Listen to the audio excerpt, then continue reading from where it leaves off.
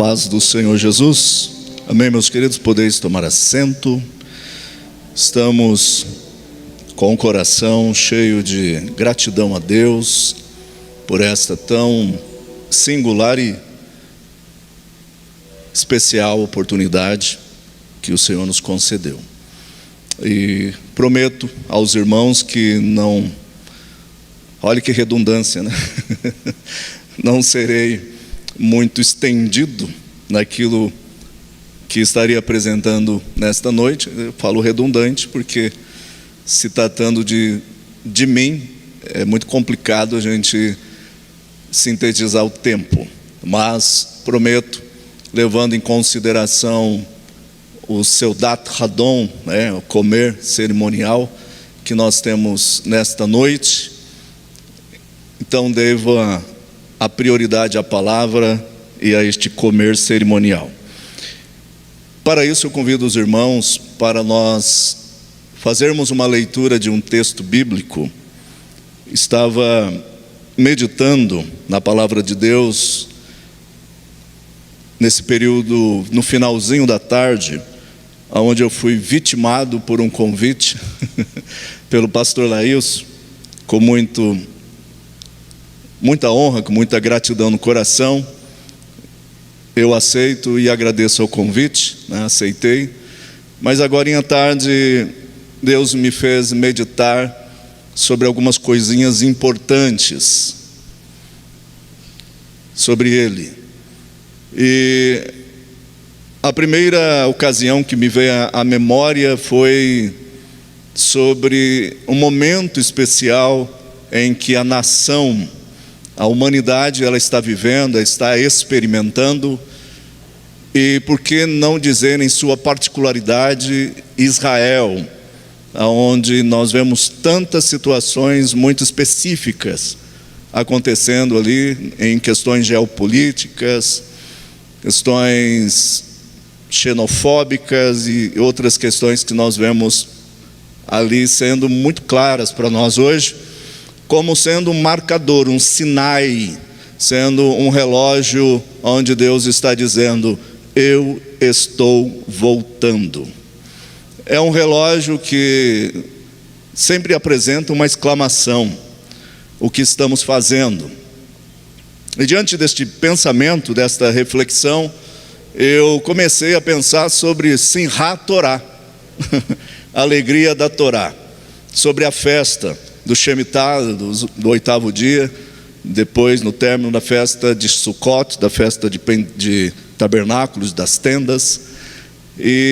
Mas Deus me trouxe hoje uma palavra mais específica, que se encontra aqui em João, no capítulo de número 19, a partir do versículo de número 30, ou melhor, especificamente no versículo de número 30. João, Evangelho segundo escreveu João, no capítulo de número 19, no verso de número 30.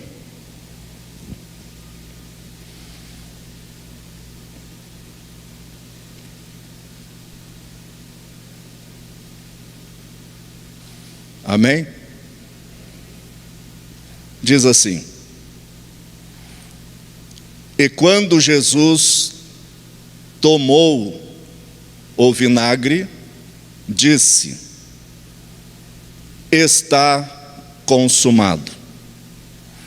E inclinando a cabeça, entregou o Espírito.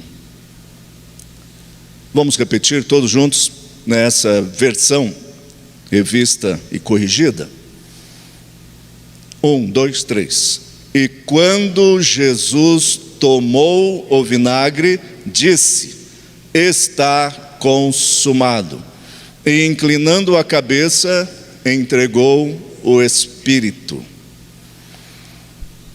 Foge um pouquinho de uma ética, talvez uma ética particular, sobre interpretação textual.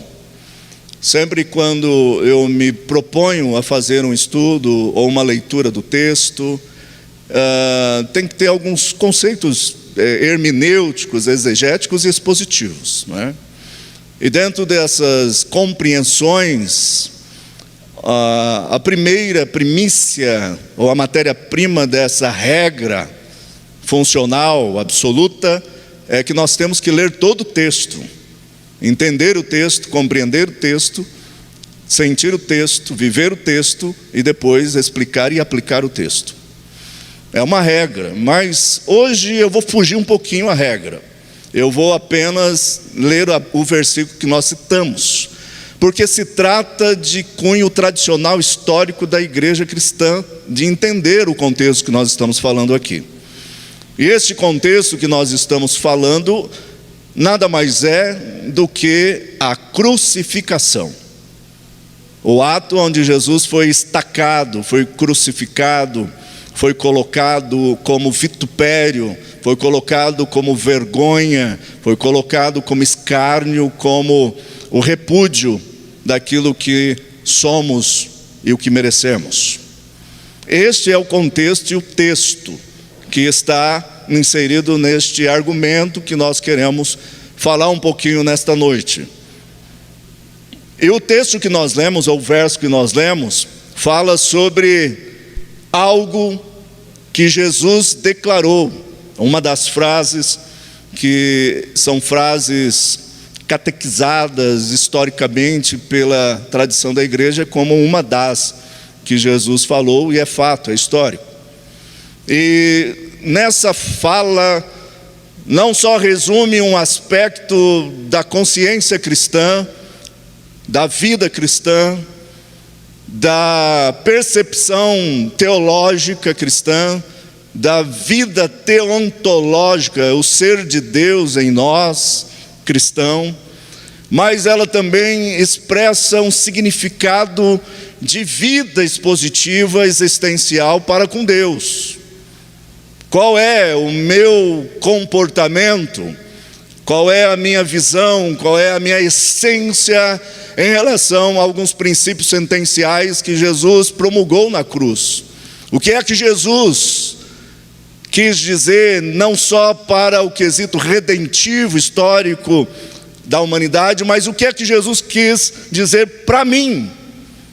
O que é que de fato Jesus quer transicionar na minha alma, na minha consciência espiritual, individual, de identidade, de persona cristã? O que é que Jesus quer revelar através de uma frase sentenciativa, de uma frase propositiva como essa? Então leva-nos a um pensamento que Jesus ele quis dizer que nós precisamos voltar a um absoluto, que nós precisamos interagir com uma verdade do absoluto de Deus. O que Deus deixou factualmente decretado como se tornasse e é de fato um axioma, algo intransigível, algo absoluto, inegociável, é essência, é pleno aquilo que Ele trouxe. Não há a possibilidade de argumentarmos ou acrescentarmos mais alguma coisa a respeito disso. Então, é algo que é um princípio absoluto. E neste princípio absoluto, ele diz: está consumado. Está consumado. Quando Jesus declara esta palavra, nós precisamos remeter ao que significa esta palavra primariamente. Eu não vou gastar esta palavra ou esgotá-la no seu sentido. Não haveria possibilidade disso ou nisso agora.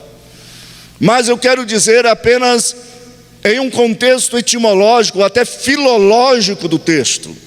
Quando Jesus fala que está consumado, ele usa a palavra que nós sabemos, somos catedráticos aqui, amém? Por isso que eu estou falando com vocês.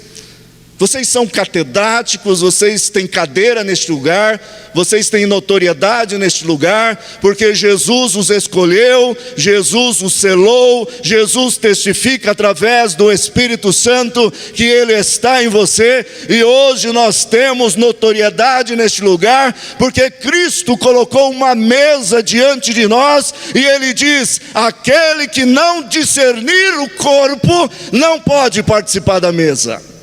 discernir o corpo. Ele está dizendo: eu preciso de crentes discernentes, catedráticos na fé, para que possam entender o lugar de honra que eles ocupam. E é um lugar de honra absoluta, porque disse Cristo na cruz: está consumado. Está consumado. E quando nós vamos para ela, nós chegamos à palavra tetelestai, da raiz telos. A palavra telos significa cumprido, terminado, obra completa, obra plena, acabou, algo terminado. Tetelestai, está terminado, telos, terminou. Então Jesus, ele olha para a redenção, ele olha pelo espectro da sua eternidade e começa a ver a obra redentiva. Aqueles que participam talvez de um trânsito escolar comigo, dentro de sala de aula, eu repito muito essa frase: o quadripé da educação cristã. O quadripé da educação cristã. Quantos aqui foram meus alunos? Levante a mão. Acho que não tem quase ninguém aqui. 5, 6, 10, 20, 200, 300. Alguns foram os meus alunos. E sempre repetíamos este quadripé da educação cristã. Primeiro, criação. Segundo, queda. Terceiro, redenção. E quarto, plenitude, absoluto, consumação.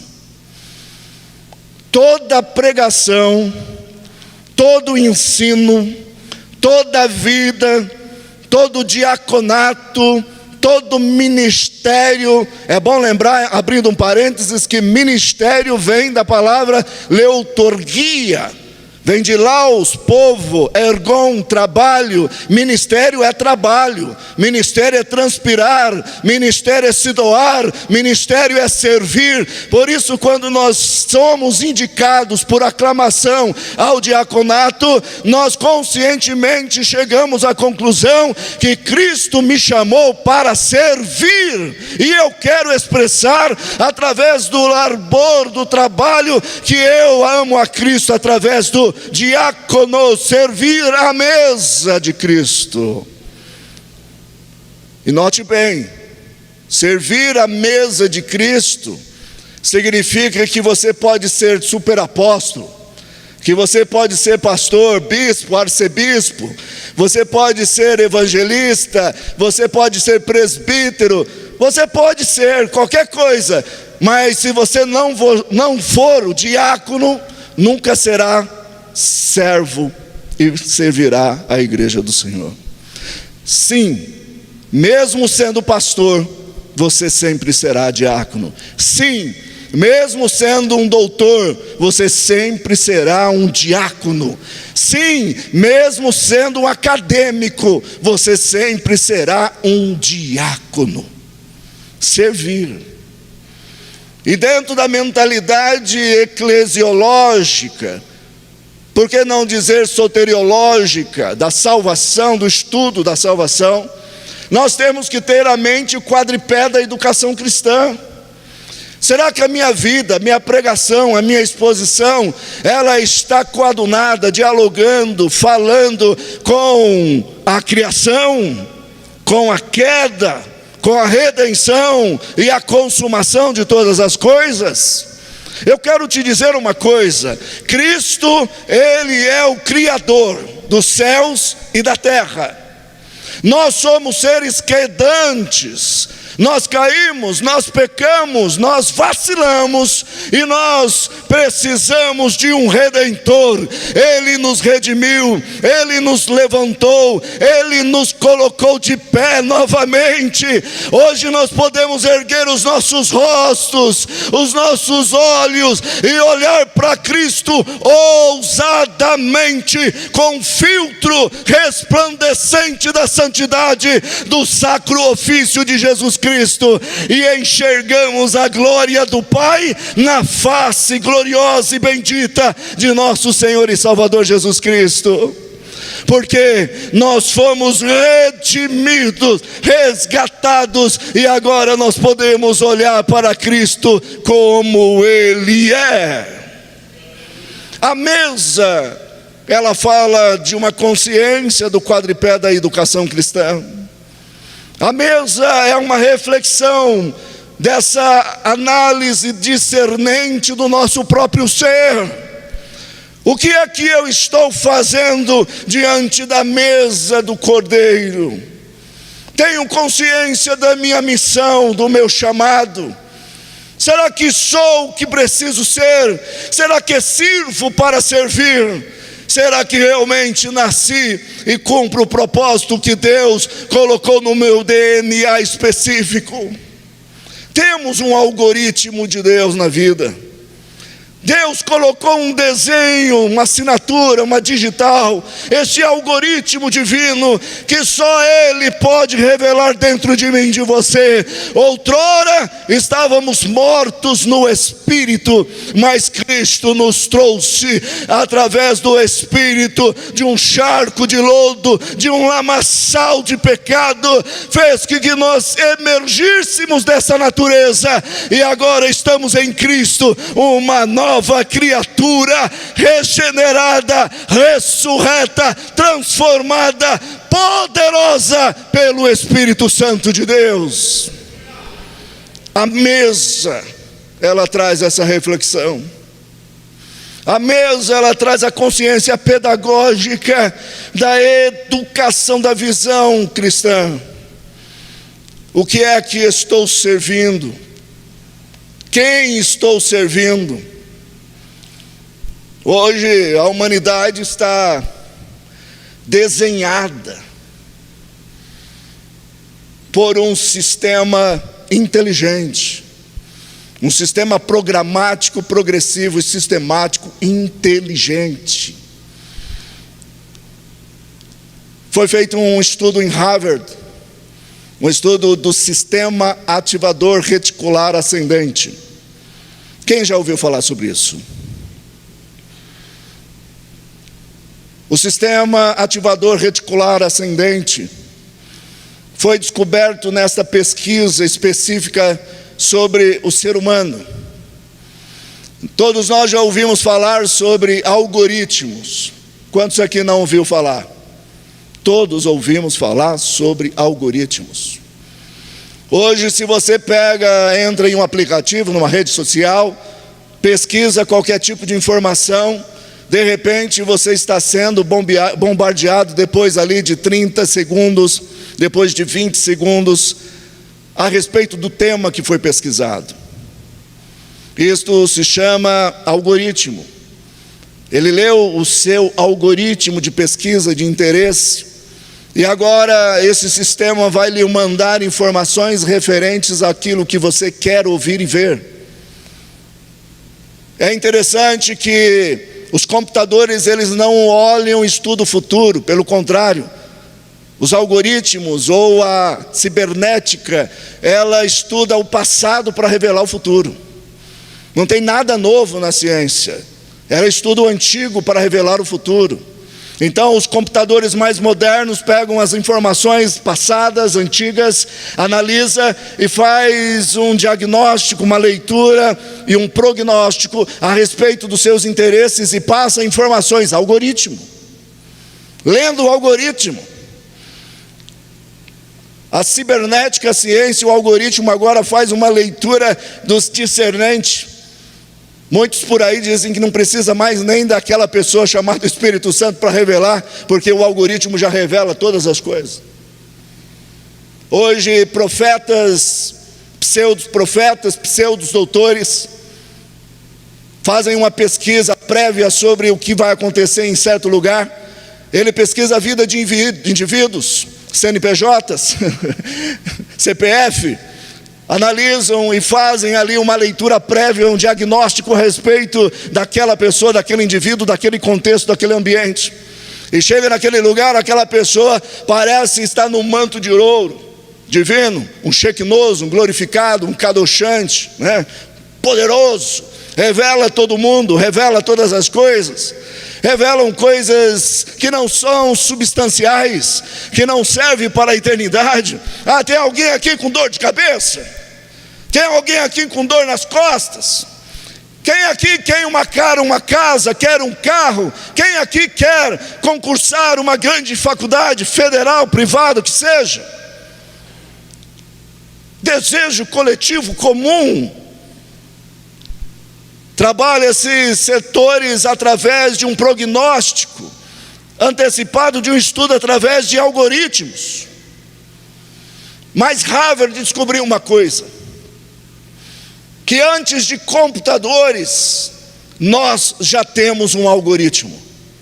Existe um algoritmo dentro de você, e este algoritmo é muito mais avançado, é muito mais à frente do que qualquer algoritmo que existe num computador, num cibernético, num programa.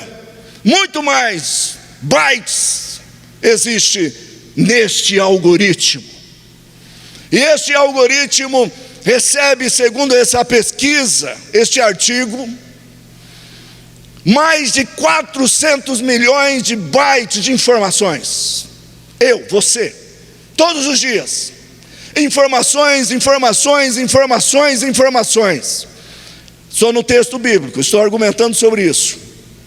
E estas informações vêm até você, mas este sistema ativador reticular ascendente, ele faz a leitura dessa rede celular bioquímica, que vai transitando dentro do seu complexo neurológico celular. Ele vai passando, mas não há possibilidade de fazer a leitura de mais de 400 bi de informações. O que acontece? O seu corpo ativa o reticular ascendente, aonde começa a usufruir informações repetidas. Aí que entra o meu medo dos absolutos. Quando Deus disse está consumado, não há possibilidade de acrescentar mais nada, acabou, fechou, carimbou, selou, não há mais possibilidade de acréscimo, acabou, absoluto, fechou, completo, pleroma, pleronai, acabou. Está aqui as informações, mas de repente vem esses glorificados, porque eles não estão nesse nível, eles estão no nível mais além do que a gente, porque eles veem mais do que a gente. São super apóstolos, super conhecedores. Deus me revelou uma coisa nova, Deus trouxe algo novo. Lê o texto, estou vendo uma coisa nova. Se a igreja histórica não pregou, se os reformadores não escreveram, se de mais de 2000 anos de teologia não houve um escrito sobre isso, se a igreja tradicional, histórica, não pregou sobre isso, quem sou eu e você, um super apóstolo, para pregar uma coisa nova? Não, já está na Bíblia. Deus está dizendo para mim, para você, você não precisa de guru, você não precisa de um mediador especialista, você precisa do Espírito Santo de Deus, penetrar na mesa do Senhor, identificar o corpo de Cristo, conhecer a identidade do seu Senhor e dizer: Maranata, hora vem Senhor Jesus, porque está consumado. Está consumado. Mas o sistema ativador reticular ascendente, ele é um vigia biológico, ciência. ele vai fazendo a leitura. Quando você vai pesquisar alguma coisa, eu agora que estou no ramo de imóveis, eu começo a pesquisar imóveis. E aí você começa a olhar os imóveis e ver uma particularidade daquele imóvel. E essa particularidade te chama a atenção. Há uma psicoadaptação e você grava essa memória e ela é codificada. A partir desse momento, todos os imóveis que você olhar vai ter uma particularidade semelhante a essa. Quando você pesquisa um carro de cor branca ou preta, todos os carros que você olhar na rua parece que são pretos ou parece que são brancos, dependendo da opção, porque a repetição fez com que você gravasse no seu sistema reticular, que é um vigia, e está dizendo para você: você precisa de um carro preto, você precisa de um carro branco, você precisa de uma casa como essa. Vamos transferir isso para a área do nosso culto, vamos transferir isso para a nossa religião. Quando nós empregamos isso, nós colocamos isso, nós repetimos coisas ruins.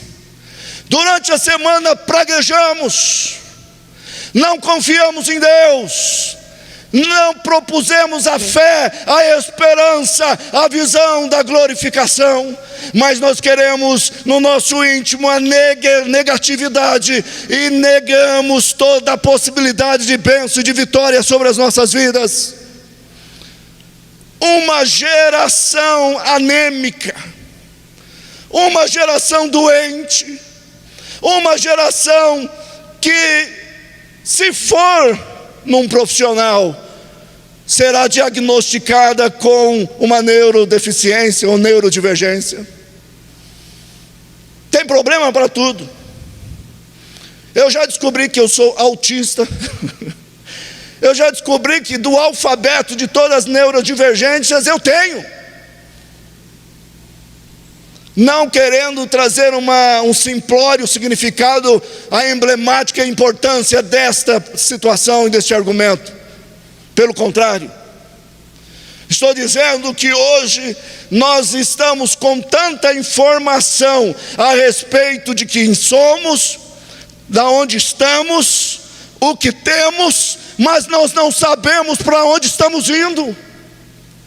O que é isso? Nós temos tudo isso conosco e nós não sabemos para onde estamos indo. E aí durante a semana, poluição visual, poluição afetiva, teologia gótica, teologia do auto-trainer, do coach, a teologia iluminista, afetiva. Não, você pode ser diferente, você pode conquistar mais, você pode superar, você é super, você é meta-humano, você é mais, é mais, é mais. E a Bíblia diz para nós: João, Daniel, Maria, José, Anderson, está consumado. Todas as coisas estão na sapiência, na eternidade, no controle de um Deus que sabe todas as coisas. E aqui está o manual do Criador. É só nós olharmos e observarmos esta regra. Informações, ideologia, centros educacionais formativos, acadêmicos, enxertando, impregnando, parasitando a sua alma com ideologias. E nós estamos no culto, dentro da igreja, dentro da escola teológica, cheio de ideologias. Ideologia que não tem muito a ver com a nossa ideia de Deus, com a nossa ideia de Cristo. Não tem muito a ver com essa compreensão de que Deus é Deus e Ele pode todas as coisas. Nós dependemos única e exclusivamente de Deus, e nós temos mulheres de Deus, amém? Nós temos homens de Deus, amém? Nós temos crianças de Deus, adolescentes de Deus, homens estudiosos, acadêmicos, catedráticos de Deus, que entende o seu absoluto, o seu verdadeiro, e ensina, discipula, treina. É interessante que a Bíblia, em Deuteronômio, no capítulo de número 6, já estou passando o horário, do capítulo 6, ele diz: encucar na criança. Encucar. E encucar não é apenas um aplicativo pedagógico, metodológico para a criança, mas é para os adultos também. Você sabe o que significa no original a palavra encucar? Significa adestrar. Me desculpe o exemplo chulo, mas muito claro através da nossa cultura latina, como adestrar um animal doméstico. Como se adestra? Através da repetição, através da programática repetida. Quando eu fiquei sabendo que o pastor Laílson está aqui com um estudo sistemático sobre a carta de Tiago, isso me deixou muito feliz. Acho que foi com o Enio que eu conversei sobre isso. E o Enio me falou que ele estaria fazendo, pastor Enio. E eu falei exatamente isso. Nós precisamos repetir, repetir, repetir, repetir, repetir, repetir todos os momentos da vida. Sim, sim, é uma pedagogia de berçário. É uma pedagogia de periferia, sim, mas é isso que vai gravar no seu coração, vai gravar na sua alma, no seu entendimento, quem você é em Deus e para Deus. Uma das minhas alunas tem uma grande dificuldade de memorizar, e eu sou de uma época que para você decorar as coisas era muito complicado, porque eu nasci antes da internet, amém? E para se comprar um material acadêmico teológico, você tem que esperar um revendedor vindo lá de São Paulo ou de grandes distribuidoras de outros estados, metrópole. Eles chegavam aqui e era uma luta, porque você tinha que tirar praticamente o cofre da sua casa para comprar um material desse, muito caro. E tanto é que dentro do meu perfil melancólico, analítico, até a palavra perfeccionista hoje é muito complicada, mas na época era. Pegava o livro, olha o toque, pegava um plástico, higienizava o plástico, eu sei, é isso aí mesmo. Colocava o livro com cheiro de novo dentro do plástico. Abria um armário que eu ganhei da minha avó espanhola, com um cadeado. Pensa no tamanho do cadeado. Se a Thalita estivesse aqui, ela ia aprovar e comprovar. Pegava e colocava lá dentro, trancava, irmã Miriam, aquele armário com muito cuidado, que era precioso. Era o maior bem que eu tinha. Conhecimento, trancava ali, e eu sabia que era muito conteúdo. O que eu fazia? Ficava de madrugada estudando e decorando. Aí aprendi com um grande sábio: não leia tudo, leia partes e repita várias vezes estas partes, e vai repetindo até que você entenda e decore. E eu fazia pedagogicamente, disciplinativamente, tudo isso, todos os dias. Tanto é que eu uso óculos hoje pelo cansaço da leitura da visão noturna. Cansaço. Mas isso serviu para que aquelas coisas ficassem gravadas na tábua do meu entendimento até hoje. Por isso que vou parar por aqui. Mas por isso, igreja, entenda essa informação que eu estou te passando. É muito importante nós valorizarmos este momento de estarmos memorizando este símbolo, este Seudat Hadon, este comer cerimonial da nova aliança. É uma aliança intelectual, é uma aliança espiritual, é uma aliança de um novo céu, de uma nova terra, mas é uma aliança de discipulado até que Ele venha. Quando estamos aqui, estamos declarando: eu sou discípulo, aprendiz e professor. Eu aprendo e ensino, eu aprendo e ensino até a volta de Jesus Cristo. Ele declarou: está consumado. Outro dia eu vou falar sobre o aspecto doutrinal dessa palavra, o que ela significa historicamente, mas eu quero trabalhar isso.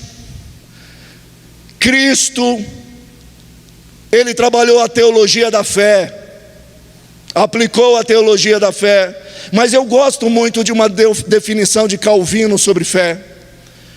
Fé, segundo Calvino, é razão. Fé é subjetiva e a fé é prática. Calvino está dizendo: não existe ignorância na fé, não existe alienado na fé. Quem tem fé sabe em quem ele tem crido. Quem tem fé sabe quem ele tem seguido. Quem tem fé pode estar passando pelo que talvez você esteja passando, mas você sabe que aquele que é capaz, que tem o poder, que tem o dunamis, que tem todo o seu poder corroborado na sua fala, no seu dizer, você sabe que na hora certa Ele vai agir nesta situação, porque Ele sabe. Tanto é que a palavra testificar para o Espírito Santo é martirezeu. A palavra martirezeu significa dar testemunho com evidência daquilo que ele sabe. Dar testemunho de algo real, de algo factual. É razão, a fé vem pelo ouvir, ela é subjetiva, você sente na alma.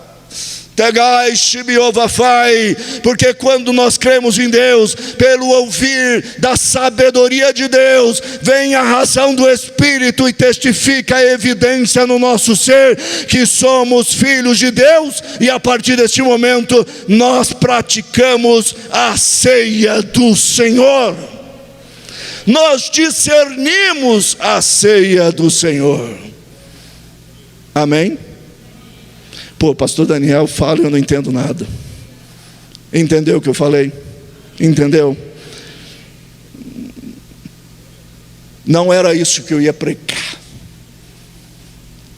mas eu tenho plena convicção, pastor Leilson, que é o que o Espírito Santo testificou. A evidência para nós nesta noite.